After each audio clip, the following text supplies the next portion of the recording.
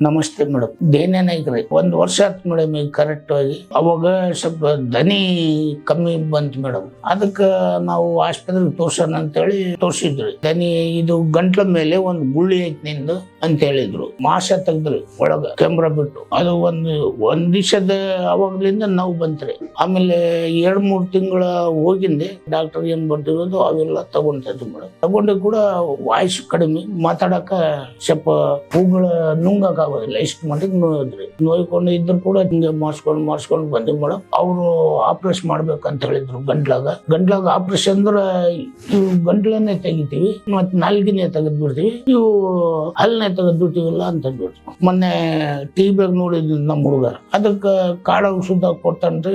ಅಪ್ಪ ಬೆಂಗಳೂರು ಹೋಗೋಣ ಅಂತ.